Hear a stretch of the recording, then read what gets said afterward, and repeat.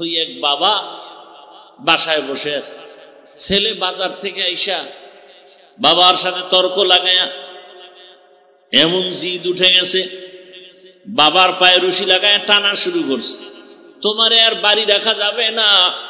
সন্তান বাবার পায়ে রশি লাগায় টানিয়া টানিয়া যখন রাস্তার বাহিরে ফেলে দেয়, টানতে টানতে একটা জায়গায় যাওয়ার পর বাপ বলে, আর টানিস না। কেন? আর বেশি নিস না, সীমা লঙ্ঘন হয়ে যাবে। তার মানে তুই যে এই পর্যন্ত আমার টেনে নিয়ে আসছো, আমি আমার বাবারে এই পর্যন্ত টেনে নিয়ে আসছি, আমি এই পর্যন্ত নিয়ে আসছি, আর নিস না। এই সন্তানের মা বাপ, যদি চাও সন্তান ভালো হবে তো তুমি ভালো হও, খবরদার। রহমতের নবী বলেন, ইফু ও দুনিয়ার মা ও স্বামী, নিজের পবিত্রতা অর্জন করাও, তোমার স্ত্রী পবিত্র থাকবে। মা বাবা তুমি পবিত্রতার জায়গায় থাকো, তোমার সন্তান পবিত্র হালাতে থাকবে। ওই বুআলি সিনা মনে আছে না, ডাক দিয়া কয়, বুজুর্গ এত চিকিৎসা এত চেক আপ করি, রোগ ধরা যায় না, আর তুমি তেল ভরা দিয়া মালিশ করে ফু দিয়া কি করবা? হুজুর কথা বলে না বলে না বলে না বলে না, যদি বলে কলিজা পর্যন্ত ছিদ্র হয়ে যায়। হুজুরেরা কথা বলে না বলে না, বললে সব বেঈমান আর নাস্তিকের চান্দি গরম হয়ে যায়।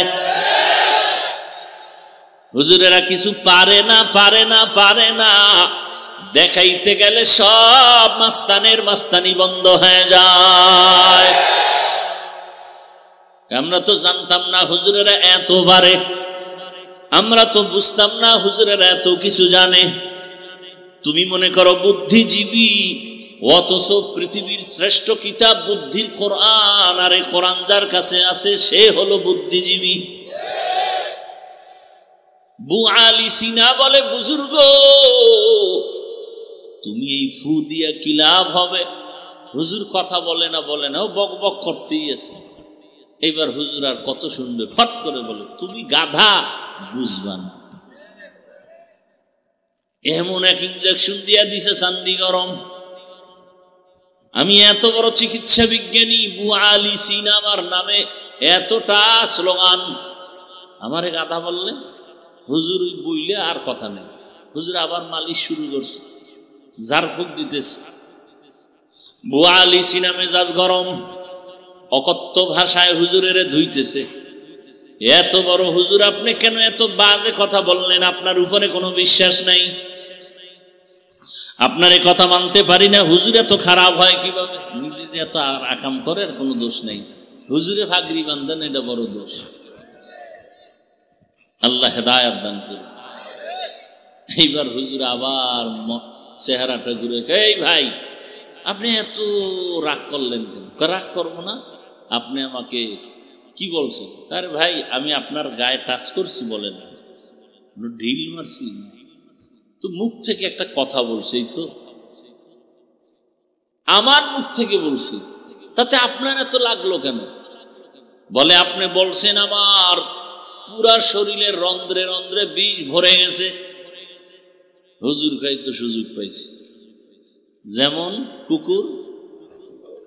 হুজুর ধৈরেই কয়, রে এই আকলওয়ালা, এত বুদ্ধি বিক্রি করে খাও, এইটা বুঝো না আমার একটা জবানের শব্দ শোনার কারণে তোমার মেজাজটা যদি সীমাহীন গরম হয়, তোমার মধ্যে যদি রিয়াকশন হয়, আর ওই জবানের কোরআনের তেলাওয়াত দিয়া যদি আমি ফু দেই, এই রোগীর মধ্যে কেন অ্যাকশন হবে না? ইলমেরা ইজাজু করদন বেহিসাব, ইলমেরা ইজাজু করদন বেহিসাব, খলকেরা দাদন জবাবে বাসওয়াব, হক নাদারত দোস্তে খলকা জারেরা, নিস্তে ই খসলত একে দিনদারেরা। কথাটা বুঝছেন আপনারা? যার ফুকে লাভ আছে না নাই? বু আলী সিনাকে বুঝাইলেন, আমার একটা মুখের কথায় যদি তোমার মধ্যে রিয়াকশন হয়, তাহলে আমার মুখের তেলাওয়াত দিয়া দম দিলে অ্যাকশন হবে না? ভাইরা আমার, দুনিয়ার সব মানুষ রোগী, ঔষধ কি? কোরআন। কি রোগী? বলে ঈমান নাই। কথা ঈমান আনলাম, লা ইলাহা ইল্লাল্লাহু মুহাম্মাদুর রাসূলুল্লাহ। ঈমান আছে, এখন কি রোগী? বলে হ্যাঁ তুমি এখনো রোগী। কেন? বলে তোমার ঈমান আছে, আমল নাই। ঈমান আছে, ঈমানওয়ালারাও রোগী কেন? আমল নাই। এখানে বহু ঈমানওয়ালা আমরা হাজির, নামাজ ঠিক মতো পড়ি না, পর্দা করি না, হালাল খাই না, আছে না নাই? কিন্তু হুজুর গো ভুল ধরতে মোটেও ভুল করি না। লিখতে না জানলেও মুসপার জম, লিখতে না জানলেও মুছতে পারে। হুজুরদের ভুল ধরতে পারি। হ্যাঁ, নামাজ যার নাই, নবী বলেন তার মধ্যে ঈমান নাই। মুমিন আর বেঈমানের মাঝখানে প্রাচীর হলো নামাজ। বাইনাল আবদি ওয়া বাইনাল কুফরি তারকুস সালাহ। আস-সালাতু ইমাদুদ্দিন ফামান আকামাহা আকামাদ্দিন। আউয়ালু মা ইউহাসাবু বিহিল আবদু ইয়াউমাল কিয়ামাতিস সালাহ। কিয়ামতের দিন নামাজের হিসাব হবে। মুমিন বেঈমানের মাঝখানে প্রাচীর নামাজ। বেঈমান নামাজ পড়ে না, মুমিন নামাজ ছাড়ে না। তুমি বান্দা দাঁড়াইয়া নামাজ পড়তে পারো না, বসে বসে নামাজ আদায় করো। দুর্বল, তুমি অসুস্থ, তুমি যদি বসেও না পারো, শুয়া শুয়া নামাজ আদায় করো। তুমি যদি অঙ্গ প্রত্যঙ্গ নাড়াচাড়া করতে নাও পারো, ইশারায় নামাজ আদায় করো, তারপর নামাজ ছাড়া যাবে না। মাকুন সুসুতি নামাজে পাঞ্জে গানা ফাওয়াইলুল লিল মুসাল্লিনাল্লাযীনা মুমিনারা হি নামাজ এমদাদে দা ইস্তাইনু আয়াতে কুরআবাখা আয়াতে কদ আফলাহারা ইয়াদকুন গৌর কুন্দর মানিয়াদিল সাদিকুন। ভাইরা আমার, ঈমানওয়ালারা রোগী কেন? বলে আমল নাই। কথা আমল করলে কি? বলে তো আমল করলে তুমি সুস্থ হয়ে যাবে। বলে তো ঈমানের পরে আমল ধরে ফেললাম, নামাজ রোজা তেলাওয়াত, এখনো কি রোগী? বলে হ্যাঁ, কারণ আমি নামাজ পড়ি, রোজা রাখি, তেলাওয়াত করি, তবে এর মধ্যে রূহ নাই। আমলের রূহের নাম ইখলাস। আমলের রূহের নাম কি? ওয়ামা উমিরু ইল্লা লিয়াবুদুল্লাহা মুখলিসিনা লাহুদ্দিন। আমল আছে কি নাই? ইখলাস নাই। এই আমল দিয়া আল্লাহর মোহাব্বতের দরজা পাওয়া যাবে না। ইখলাসওয়ালা আমল, আমলের মধ্যে ইখলাস লাগবে। অতএব তোমার ঈমান নাই রোগী, ঈমান আছে, আমল নাই রোগী, আমল আছে, ইখলাস নাই রোগী। ইমাম গজালি বিশ্ববরেণ্য দার্শনিক ইমাম, এই কথা বলেন না কেন? বিশ্ববরেণ্য বুজুর্গ এবং দার্শনিক ইমাম গজালি, গজালি না কি? ইমাম গজালি। একজনের নাম কালাম, যদি কাল্লে হয়ে ডাকেন। ইমাম গজালি রাহমাতুল্লাহ আলাইহি তিনি লিখেন, ভালো করে বুঝেন, এরে নবীর আশিক, ইমাম গাযালি বলেন আন্নাসু কুল্লুহুম হালকা ইল্লাল আলিমুন আল আলিমুনা কুল্লুহুম হালকা ইল্লাল আমিলুন ওয়াল আমিলুনা কুল্লুহুম হালকা ইল্লাল মুখলিসুন। সব মানুষ জাহান্নামে যাবে, আলেমরা জান্নাতে যাবে। না না না, আলেমরাও জাহান্নামে যাবে, তবে ওই আলেম জান্নাতে যাবে যে আলেম ইলম অনুযায়ী আমল করে। ইমাম গাযালি বলেন না, সব আমলওয়ালারাও জাহান্নামে যাবে, একমাত্র যারা ইখলাসওয়ালা তারা জান্নাতে যাবে। ইখলাসওয়ালা আমল বড় দামি এক সম্পদ। ইখলাসের সাথে সামান্য আমল করো, আল্লাহর দরবারে কবুল হয়ে যাবে। জমিনের মধ্যে একজন বাদশা রাষ্ট্র চালায়। কি চালায়? রাষ্ট্র চালানো এটা হইলো দুনিয়াওয়ালাদের কাজ, এটা ইসলামের কোনো কাজ না, তাই তো? কথা বলেন, আমগো ইসলামটা কি রাষ্ট্রের ব্যাপারে দুর্বল? আমাদের কোরআনে কি রাষ্ট্রের ব্যাপারে সমাধান নাই? আরে আমার আল্লাহ কি এত দুর্বল? আমার রসুল কি এত দুর্বল? আমার ইসলামটা কি এত দুর্বল? ও ভোলার মুসলমান, আমি একটা কথা বলে যাই, ওয়াদা করবেন নি আমার সাথে? যুবকদেরকে বলছি, ওয়াদা করবানি? ভাই, বাবার কথা সব সন্তানরা ঠিক মতো মানে না, মাঝে মাঝে বাবার সাথে তর্ক হয় না? হয় না?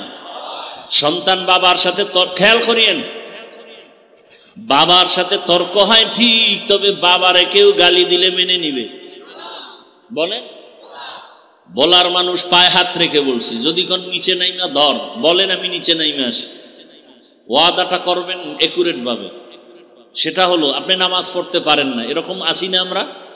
অনেকে নামাজ পড়ি আবার পড়ি না, রোজা রাখি আবার রাখি না, তেলাওয়াত করি আবার করি না। ইসলামটা মানি, তবে পরিপূর্ণ আমল করতে পারি না।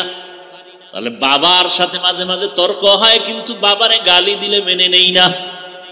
ঠিক ও ভোলার মুসলমান, ইসলামটা তুমি যদিও ঠিক মতো আমল করতে পারো না, নামাজ পড়তে পারো না, দাড়ি রাখতে পারো না, কিন্তু তোমার সামনে যদি কোনো মায়ের সন্তান আমার ইসলাম নিয়ে কটূক্তি করে, আমার আল্লাহ নিয়ে, রসুল নিয়ে, কোরআন নিয়ে যদি বাজে কথা বলে, ইসলামের উপরে কোনো কলম ধরে, কলারটা ধইরা বলবি, বেঈমানের বাচ্চা সোজা হ, আমি নামাজ না পড়লেও ইসলামের বদনাম করবি, চামড়া তুলে ফেলা হবে।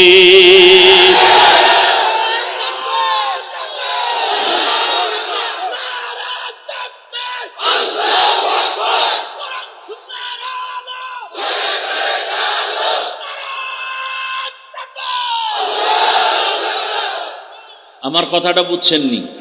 আপনি নামাজ পড়েন না, ঠিক আছে, আপনি রোজা রাখতে পারেন না, কিন্তু ইসলাম তো আপনার আমার, এটা সম্মান করেননি। অতএব আপনি নামাজ পড়তে না পারলেও তো ইসলামের বদনাম কেউ করবে, এটা সহ্য করে নিবেন? আপনার সামনে যদি বলে ইসলামের রাজনীতি নাই, এই কথাটা কি কোরআনের পক্ষের না বিপক্ষে? সুলাইমান নবী গোটা দুনিয়া চালান নাই? ইউসুফ নবী মিশরের অর্থমন্ত্রী ছিলেন না? আপনি রাজনীতি করেন না, আপনার সাথে কোনো ঝগড়া, বিরোধিতা করলে ছাড় নাই, সুযোগ পেলেই জুতার বাড়ি। আপনি নামাজ পড়েন না, কোনো ঝগড়া, কিন্তু নামাজের বিরুদ্ধে কথা বললেই ফিডা। আপনি দাড়ি রাখেন না, কোনো ঝগড়া, কিন্তু দাড়ির বিরুদ্ধে কথা বললে আর ছাড় নাই। ব্যবধানটা বুঝছেন তো? আপনি নামাজ পড়েন না, ঝগড়া নাই, কিন্তু নামাজের বিরোধিতা করা যাবে না। আপনি ইসলামের রাজনীতি করেন না, কোনো তর্ক নাই, কিন্তু ইসলামের রাজনীতির বিরুদ্ধে বলবেন যে ইসলামে এটা নাই ওটা নাই, তাহলে কোরআন পড়ে আমাকে ধরাই দিতে হবে, পড়ো কোরআন পড়ো, আসো। সালামটা দিতে পারে না, কোরআন পড়ো। সালাম দেয় সামাইকুম, মানে তোর গোষ্ঠী শুদ্ধ ঢাটা ভরুক, হে আবার ঘুরাই খাও আলাইকুম, তোর উপরে আগে ভরুক। আল্লাহ হেদায়েত দান করেন। নিমক হারাম বলে ধর্মের, রাজনীতির মধ্যে ধর্মকে টানবেন না, রাজনীতির মধ্যে ধর্মকে টানবেন না। তোমাকে বলল কে যে ইসলাম আর রাজনীতি আলাদা? আমাদের ইসলাম আর রাজনীতি তো আলাদা না। পৃথিবীতে যত নীতি আছে আমাকে সব কিছু ইসলামের সাথে লাগানো। অর্থনীতি ইসলামী অর্থনীতি, পৃথিবীর শ্রেষ্ঠ অর্থনীতি ইসলামী অর্থনীতি, পৃথিবীর শ্রেষ্ঠ সমাজনীতি ইসলামী সমাজনীতি, পৃথিবীর শ্রেষ্ঠ নীতি ইসলামী রাজনীতি। তুমি করো না ঝগড়া নাই, তুমি নামাজ পড়ো না, তোমার সাথে ঝগড়া কেন? পারলে বুঝাবো। বিরোধিতা করবা এই সুযোগ দেওয়া যাবে না। নামাজ পড়ো না ঠিক আছে, পারলে বুঝাবো, চা খাওয়াবো, বুকে লাগাবো, হাসি দিব। বিরোধিতা করলে কোনো সার নেই। সোজা কথা। আমি ইসলামী রাজনীতির যত দল আছে কোন দলের দায়িত্বে নাই, তার মানে কি ইসলামে কোরআনে যেটা বল সেটার বিরোধিতা করব? কি আজীব কথা। আল্লাহ হেদায়েত দান করুন।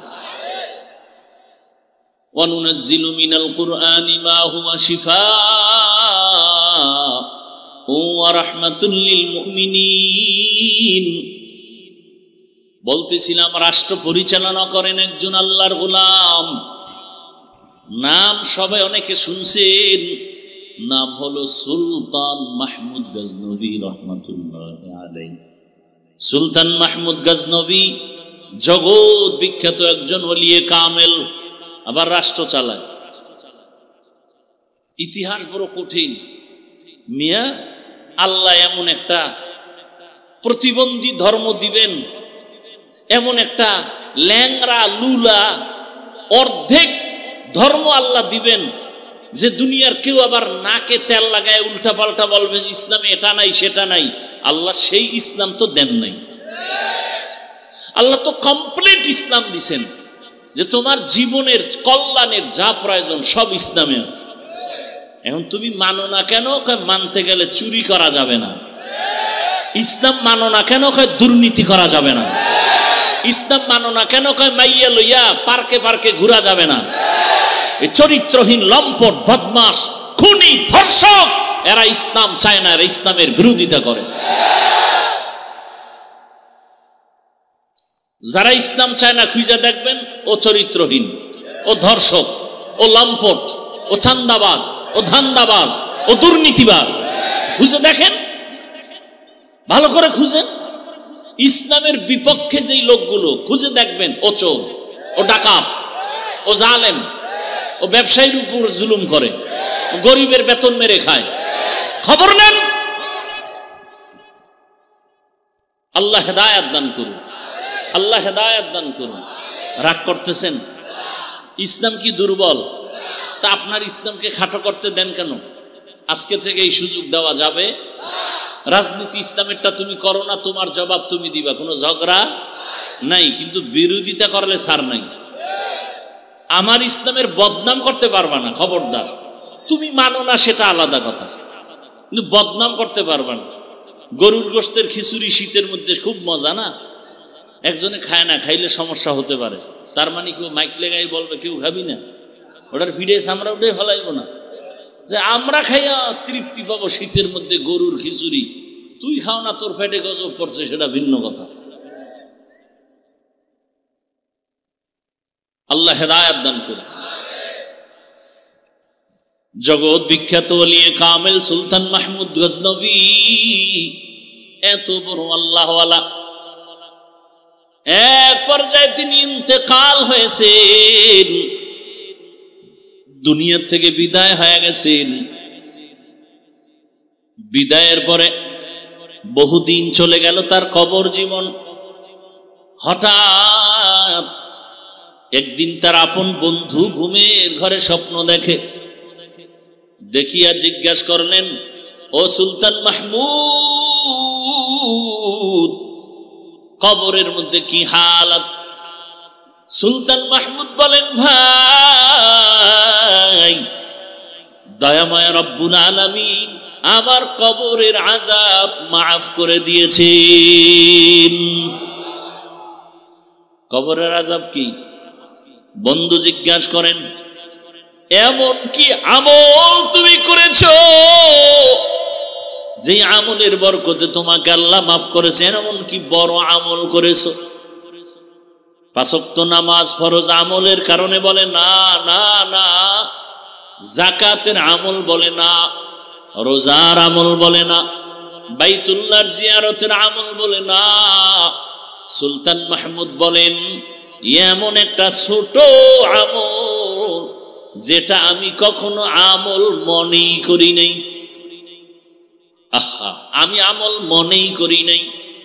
ও ভোলার মুসলমান, ও যুবক, পর্দার আড়ালের মা বোনেরা, আল্লাহ কারে কোন সময় কোন কারণে মাফ করবেন জানা নাই। এজন্য হাদিসে পাকে নবী বলেন, ছোট আমলকে ছোট মনে করে ছেড়ে দিও না, কারণ এই ছোট আমলটাও নাজাতের জরিয়া হয়ে যাবে। ছোট গুনাহকে গুনাহ মনে না করে করিও না, কারণ ছোট খাটো গুনার কারণে আমার আল্লাহ যদি বেজার হয় জীবনটা নষ্ট হয়ে যাবে। হাদিসে পাকের দুইটা ঘটনা আমি সব মাহফিলেই প্রায় বলি, আজও কি বলবো? ধৈর্য হবে? কষ্ট হয় আপনার না আমার? আপনারা আরামে বয়ে বয়ে বাদাম খাইতেছেন না? আর একটু কষ্ট সহ্য করবেন, আল্লাহ কবুল করেন। আল্লাহর এক বান্দি, জগৎ বিখ্যাত গুনাহগার, এমন কোন গুনাহ নাই করে নাই। রাস্তা দিয়ে হাঁটতেছে, হঠাৎ একদিন তাকায় দেখে রাস্তার পাশে একটা কুকুর পানির পিপাসা ছটফট করে কান্না করে। আল্লাহর বান্দির অন্তরে মায়া, অন্তরে এমন মায়া জন্মায় গেল। আল্লাহর বান্দি গুনাহগার, জাহান্নামী, মনের মধ্যে মায়া লাগছে, কুকুরটা পানির পিপাসায় কান্না করে, দেখি একটু সহযোগিতা করা যায়নি। জাহান্নামী নারী কুকুরের পিপাসার কান্না দেখিয়া নিজের অন্তরের মধ্যে কান্নার ভাষা চলে আসছে। আল্লাহর বান্দি খুঁজতেছে কোথায় একটু পানি পাই। খুঁজতে খুঁজতে খুঁজতে খুঁজতে গিয়ে একটা পানির কূপ পেয়ে গেল। পানির কূপ পাইছে ঠিক, তবে পানি অনেক নিচে, উঠানোর পাত্র নাই, অনেক নিচে। কেমনে পানি উঠাবে? পেরেশান। আল্লাহর বান্দির অন্তরে বড় মায়া। একটা কুকুর পানির পিপাসায় কাঁদবে, আর আমি মানুষ আরামে থাকবো? হতে পারে না। এর নামই মানুষ। রহমতের নবী বলেন, খায়রুন নাস মান ইয়ানফাউন নাস।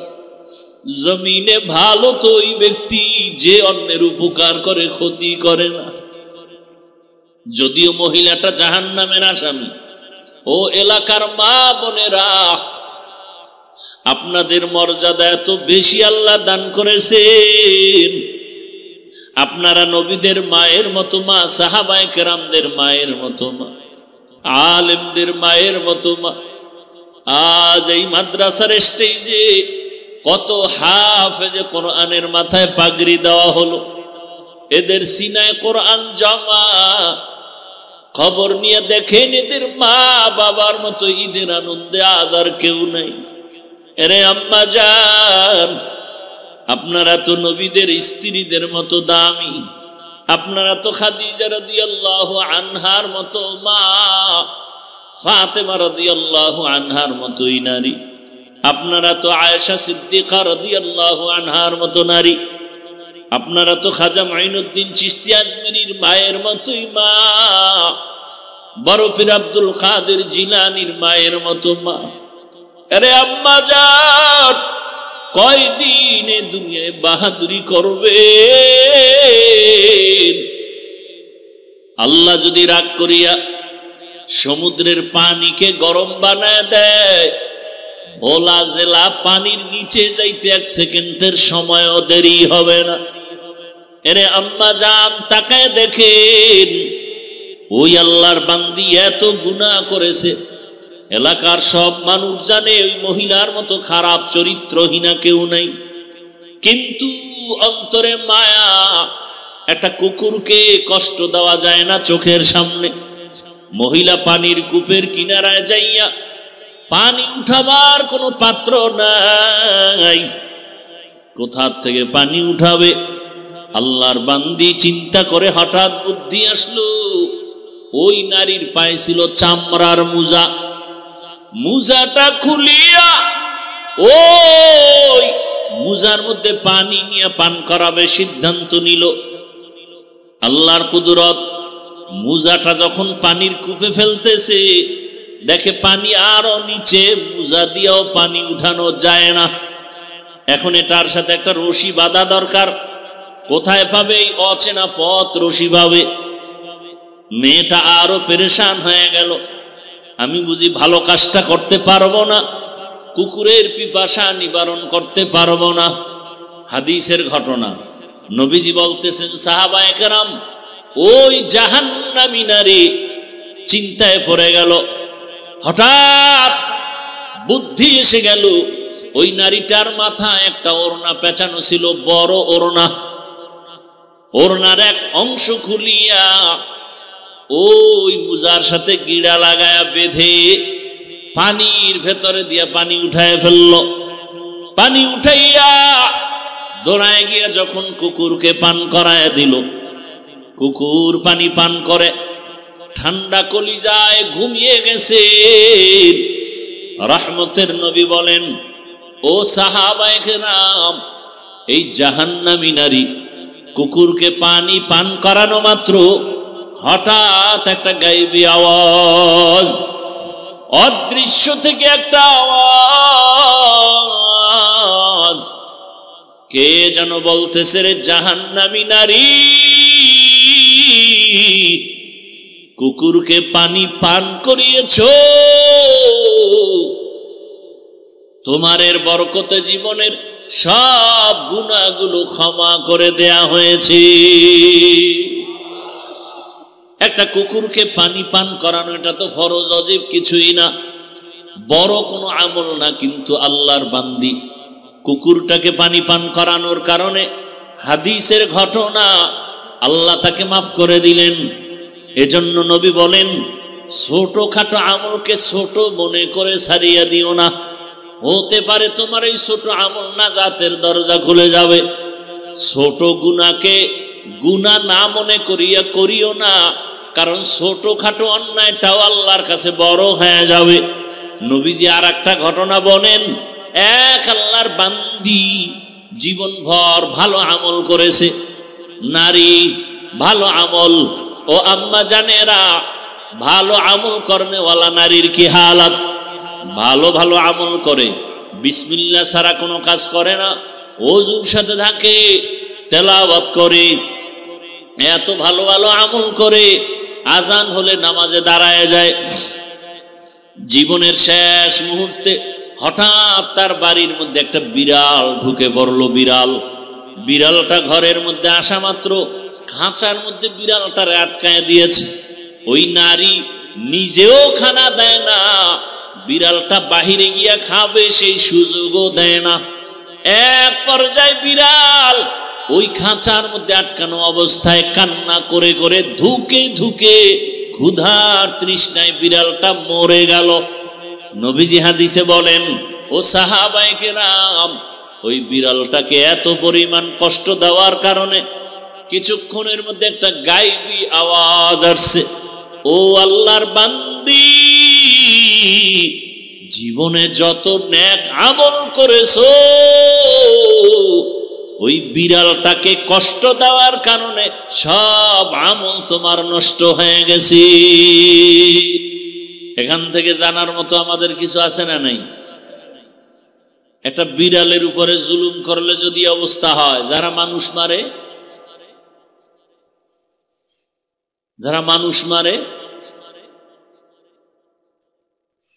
হক না দারাত দোস্তে খলকা জারেরা, মিস্তে ই খসলত একে দিনদারেরা। আল্লাহ তাআলা কোরআন দিলেন ঔষধ হিসাবে। আর এক আয়াত পড়েছিলাম, আল্লাহ বলেন, শাহরু রমাদানাল্লাযী উনজিলা ফীহিল কুরআন হুদাল লিন-নাস ওয়া বাইয়িনাতিন মিনাল হুদা ওয়াল ফুরকান। আল্লাহ এখানে বলেন, সমস্ত দুনিয়ার মানুষের জন্য কোরআন হেদায়েত। প্রশ্ন হলো, দয়ার মালিক, যদি সারা দুনিয়ার মানুষের জন্য কোরআন হেদায়াত হয়, তো দুনিয়ার মানুষ কেন হেদায়াত পেল না? দুনিয়ার মানুষ তো দূরের কথা, আমাদের আজকের মাহফিলের প্যান্ডেলের মানুষও তো সব হেদায়াত পায় নাই। হেদায়াত যদি পাইতো তো ফজরে কেন মসজিদে নাই, জোহরে কেন মসজিদে নাই? কেন নামাজ পড়ে মিথ্যা বলে, নামাজ পড়ে সুদের টাকায় ব্যবসা করে? এরম লোক এলাকায় নাই? সুদ হালাল না হারাম? ও আল্লাহ, আপনার ওয়াদা, কোরআন দিছেন দুনিয়ার সব মানুষের হেদায়াতের জন্য। দুনিয়ার সব মানুষ কেন হেদায়াত পায় না? আল্লাহর এই কথার জবাবে মুফাসসিরিন ইকরাম বলেন, দুনিয়ার মানুষ কেন হেদায়াত পায় না? জবাব হলো, দুনিয়ার সবাই হেদায়াত চায় না। হেদায়াত যে চাইছে সে পেয়ে গেছে। যেমন উদাহরণ, রহমতের নবীর চেহারা মোবারক একবার ভালোবাসার নজরে দেখলেই জাহান্নামের আগুন হারাম। সেই নবীর চেহারা একবার আর দুবার না, 13টা বছর পর্যন্ত দেখলো, বয়ান শুনলো, এরপর এই ক্ষমতায় দুনিয়ার আর কেউ গায়েব জানে? গায়েবের মালিক একমাত্র قُلْ لَا يَعْلَمُ مَنْ فِي السَّمَاوَاتِ وَالْأَرْضِ الْغَيْبَ إِلَّا اللَّهُ। আসমানের বাসিন্দারা কেউ গায়েব জানে না। নবী আপনি বলে দেন, জমিনের বাসিন্দারা কেউ গায়েব জানে না, একমাত্র গায়েবের মালিক হলেন আমার আল্লাহ। নবী বলেন, আমি বলতে পারি না তোমার হাতের মুষ্টিতে কি আছে। নবী একটা আওয়াজ দিলেন, এই আবু জাহালের হাতে যা আসো, একটু আওয়াজ দাও। সাথে সাথে পাথরগুলো কালেমা পড়া শুরু করলো।